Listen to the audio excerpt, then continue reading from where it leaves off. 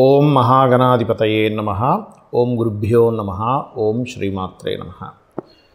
మనం ఈరోజు జూలై మాసంలో గ్రహస్థితి ఏ విధంగా ఉంది, దాని మూలంగా ఎవరెవరికి ఎటువంటి ఫలితాలు జరగనున్నాయి అనేటువంటి విషయం చెప్తుంది. నేనైనప్పటికీ కూడా చెప్పిస్తుంది సాక్షాత్ లలితామ్మవారిగా భావిస్తూ, ముందుగా అసలు గోచారం ఎలా ఉంది అని చూసుకున్నట్లయితే, మీనరాశిలో శని, వృషభంలో స్వక్షేత్రంలో శుక్రుడు, మిథునంలో గురువు యొక్క సంచారం జరుగుతుంది. ఆ యొక్క శుక్రుడు 26వ తేదీ వరకు అక్కడ ఉంటాడు.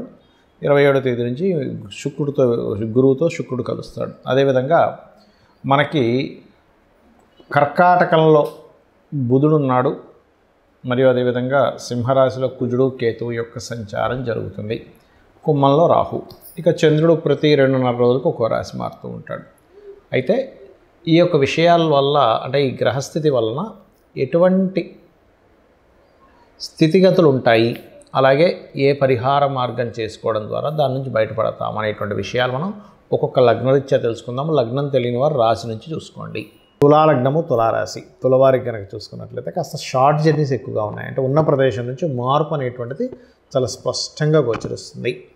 అలాగే ధన విషయంలో మనం ఒక్కోసారి చూడండి, ఎవరో ఏదో చెప్పారు, ఈ ధనాన్ని ఇక్కడ పెడితే బోల్డ్ అంత లాభం వస్తుంది కదా అని చెప్పి మనం కొన్నిసార్లు లాజిక్స్ మర్చిపోయి, ఏదో వాళ్ళు చెప్పారు ఇన్ని డబ్బులు వచ్చేస్తాయి కదా, మన కుటుంబం ఏదో బాగుంటుంది, పిల్లలకి ఏదో మంచి చేయొచ్చు, లేదా కొంతమంది అయితే నేను చూశాను కొన్ని మంచి కార్యక్రమాలు చేయొచ్చు కదా అని చెప్పి ధనాన్ని ఇన్వెస్ట్మెంట్ చేసి వాళ్ళు ఉన్నారు. అంటే వాళ్ళ స్వార్థం కోసం కాదు, ఇది వస్తే నేను అనాథాశ్రమానికి ఇస్తాను, లేకపోతే గుడి కట్టిస్తాను అనేటువంటి మంచి పని చేయొచ్చు అనే దాంతో కూడా ధనం ఇన్వెస్ట్మెంట్ చేసి పోగొట్టుకున్న వాళ్ళు ఉంటారు. కాబట్టి ఈ విషయాల్లో కొంత జాగ్రత్తగా ఉండండి. ధనాన్ని ఎవరో ఏదో బిజినెస్ చెప్పారు అందులో ఇన్వెస్ట్మెంట్ చేసేది. కాకపోతే లాభస్థానంలో పాపగ్రహాలు మంచిదే, కొంచెం మన ప్రయత్నం గట్టిగా చేస్తే సక్సెస్ కూడా ఇస్తుంది, ఇవ్వదని కాదు.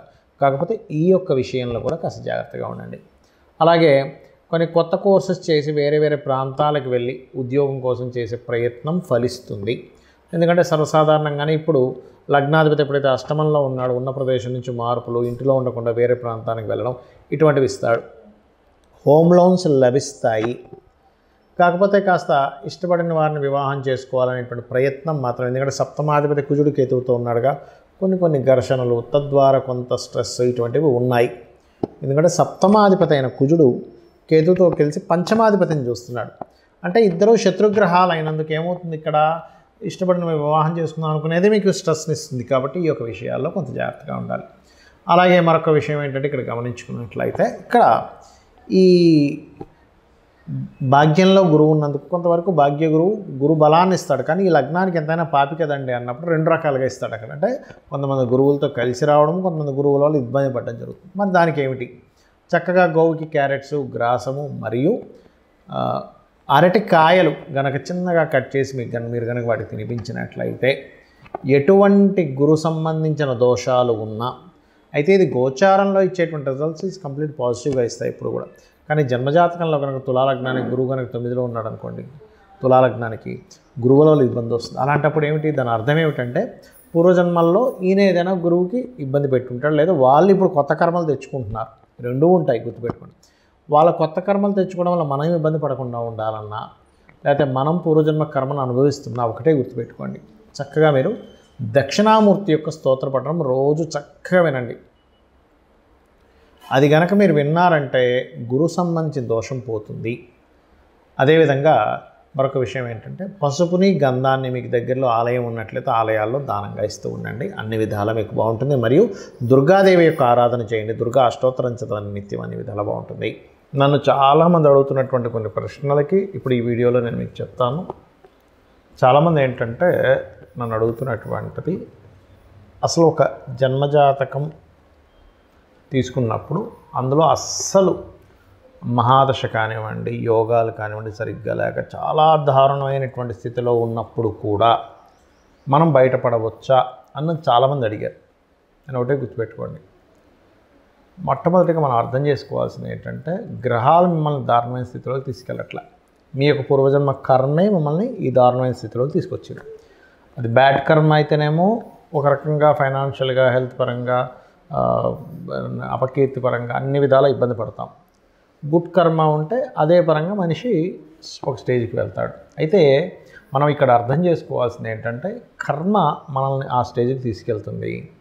కానీ ఆ కర్మ ప్రదాత అయినటువంటి ఆ యొక్క అమ్మవారు కానివ్వండి, స్వామివారు కానివ్వండి, పరమేశ్వరుడు అనుకోండి, మీరు పూజించేటువంటి ఏ దేవతా స్వరూపమైనా కానీ, అది విష్ణువు, శివుడు, రుద్రుడు ఎవరైనా కానీ, వాళ్ళ చేతిలో వాళ్ళ యొక్క కనుసైకల్లో ఈ విశ్వం మొత్తం తిరుగుతూ ఉంటుంది, గుర్తుపెట్టుకోండి. అయితే మీరు ఎటువంటి గ్రహస్థితిలో జన్మించినా ఒకటి నిత్యము గనక దేవతారాధన చేయడము,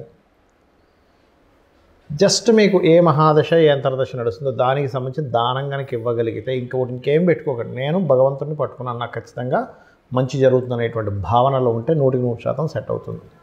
ఇక రెండవ ప్రశ్న ఏంటంటే, కొంతమంది ఈ మధ్య నన్ను అడిగారు, ఏమండి ఇప్పుడు ఇవాళ రేపు ఎక్కువ సిజరన్స్ అవుతున్నాయి కదా, సిజరన్లో పుట్టినటువంటి వ్యక్తికి కూడా గ్రహాల యొక్క ప్రభావం పడుతుందా అని. ఒకటే గుర్తుపెట్టుకోండి, మనకి పూర్వజన్మ కర్మ వల్ల గ్రహ ప్రభావం అనేది మన మీద ఉంటుంది. ఇప్పుడు సిజరన్లో పుట్టినంత మాత్రం ఆ వ్యక్తి జ్వరం లేకుండా లేదు, ఆ వ్యక్తికి అంటే సి సెక్షన్ చేసి బయటికి తీస్తారు న్యాచురల్గా కాకుండా, అదేవిధంగా ఆ వ్యక్తికి ఏ ఇబ్బందులు రాకుండా ఉండట్లేదు. ఎందుకంటే మంచి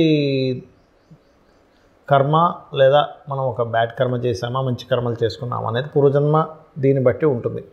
అయితే ఇక్కడ మరొక క్వశ్చన్ దీనికి అనుసంధానంగా ఏమడుగుతున్నారంటే, ఇప్పుడు మనం పెట్టినటువంటి ఒక ముహూర్తంలో పెట్టుకుంటాం అంటే చాలామంది అడుగుతుంటారు, ఏమండి ఇలాగా న్యాచురల్ డెలివరీ అవ్వదు, సో మీరు ఎవరినైనా పురోహితుల్ని లేకపోతే ఆస్ట్రాలజర్ని కనుక్కొని ఫలానా 1 వీక్లో మీరు ఒక మంచి రోజు చూసుకొని చేసుకోండి ఫలానా టైం అని చెప్తూ ఉన్నప్పుడు, ఆస్ట్రాలజర్ని సర్వసాధారణంగా తల్లిదండ్రులు వాళ్ళు పడ్డ కష్టాలు కాకుండా వాళ్ళ పిల్లలైనా బాగుండాలనేటువంటి ఒక మంచి ఆలోచనతో వస్తారు.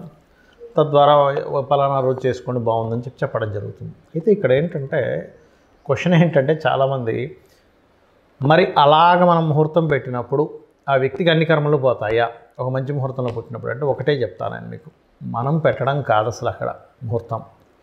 ఆ జీవుడు అక్కడ పుట్టాలని రాసి పెట్టుంటే ఈ యొక్క ఆస్ట్రాలజర్కి కావచ్చు లేదా పంతులు గారికి ఎవరికైనా మన టెంపుల్స్లో ఉండే పురోహితులు ఎవరైనా ఫలానా రోజు చేసుకోండి అని చెప్పినప్పుడు వాళ్ళ ఆ జాతకుడు మంచి పుణ్యకర్మలు చేసుకుని ఉంటే ఖచ్చితంగా ఆ టైంకి పుట్టేస్తాడు వీళ్ళు పెట్టిన ముహూర్తానికి. లేదనుకోండి, నేను చాలా కేసెస్ చూసింది ఏంటంటే, మంచి ముహూర్తం పెట్టినా కూడా జీవుడికి ఆ టైంలో పుట్టే యోగం లేదు. అంటే ఆ జీవుడు ఫలానా కర్మలు అనుభవించడానికి ఒక పర్పస్ కోసం పుడతారు. ప్రతి ఒక్కరు కూడా ఖచ్చితమైన ఒక పర్పస్ ఉంటుంది. ప్రతి జీవి ఒక పర్పస్ కోసం పుడుతుంది. ఆ పర్పస్ కోసం పుట్టేటప్పుడు ఏ సమయంలో పుట్టాలో ముందే డిసైడ్ అయి ఉంటుంది. మనము ఫలానా ఉదాహరణకి ఇప్పుడు ఇది జూన్ మాసం నడుస్తుంది అనుకుందాం, జూలై 10వ తేదీయో పెట్టాం, కానీ వాళ్ళు జూలై 9వ తేదీ తల్లికి కాస్త పెయిన్స్ స్టార్ట్ అయిపోయి ఇమీడియట్లీ హాస్పిటల్లో తీసుకెళ్ళి జాయిన్ చేసేసి డెలివరీ చేసేస్తారు, ఆపరేషన్ చేసేస్తారు. ఎందుకంటే పెయిన్స్తో ఉన్నప్పుడు 10వ తేదీ దాకా ఆఖరిగా 9వ తేదీ వస్తే ఆ రకంగా జరుగుతుంది, గుర్తుపెట్టుకోండి. కానీ సర్జరీ చేసినప్పుడు పుట్టిన అంటే సి సెక్షన్లో పుట్టిన న్యాచురల్గా డెలివరీ అయినా ముందే ఫిక్స్డ్. కాకపోతే ఏంటంటే కొంచెం వీళ్ళు చేసుకున్న పుణ్యం ఉంటుంది, తల్లిదండ్రులు చేసుకున్న పుణ్యకర్మలు ఏవైనా ఉంటాయి, అవి కొంతవరకు వీళ్ళని సరైన సమయంలో పుట్టేలాగా కూడా తోడ్పడుతుంది. అయితే ఇక్కడ చాలామంది ఏంటంటే భయపడుతున్న అంశాలు ఏలినాటి శని, కాలసర్ప యోగం, ఇది చాలా పెద్ద ఎఫెక్ట్ ఇస్తుంది అనేటువంటిది ఒక మిత్తులో ఉంటున్నారు.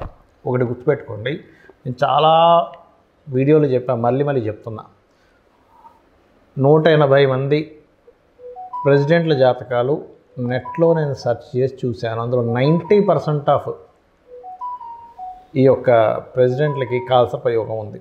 అంటే ఒక్కసారి మనం ఆలోచించినట్లయితే, మరి వాళ్ళు ప్రెసిడెంట్లు అయ్యారే కాలసర్ప యోగం ఉన్నప్పుడు మనం ఎందుకు మన జీవితం ఏదో పాడైపోతుందని ఆలోచిస్తున్నాము అనే ఒక్క చిన్న లాజిక్ పాయింట్ మీరు అర్థం చేసుకుంటే సెట్ అవుతుంది. అంటే ఎందుకు అంటే, వాళ్ళ పర్సనల్ చార్ట్స్లో ఓ దేశానికి నాయకుడు అయ్యే యోగం ఉంది. కొంతమందికి కాలసర్ప యోగం ఉన్నప్పుడు మంచి డాక్టర్స్ అయ్యారు, మంచి లాయర్లు అయ్యారు, ఐఏఎస్లు ఐపీఎస్లు కూడా ఉన్నారండి. ఇంకా చెప్పాలంటే అంటే ఏమిటి అంటే, వాళ్ళ కాలసర్ప యోగం కేవలం మనకు శాస్త్రంలో చెప్పింది ఏమిటి అంటే, మీకు చాలా స్పష్టంగా నేను చెప్పబోయేది ఒకటే, కేవలం ఇది దేశకాల పరిస్థితులకు మాత్రమే కాలసర్ప యోగాన్ని చూడాలి, జన్మజాతకానికి అసలు అప్లై చేయకూడదు. గుర్తుపెట్టుకోండి.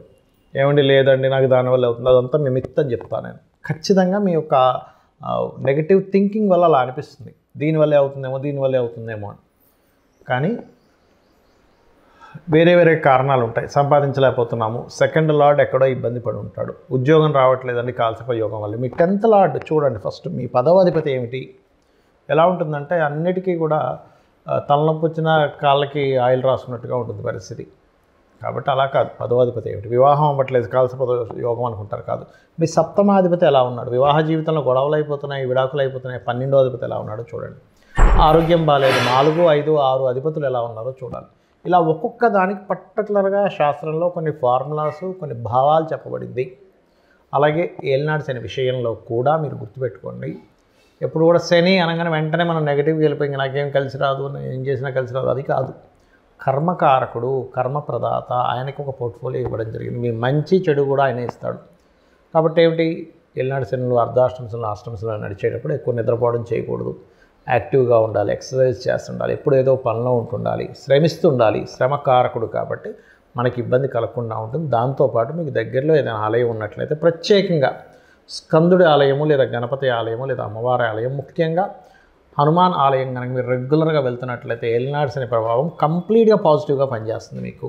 శ్రీమాత్రే నమః.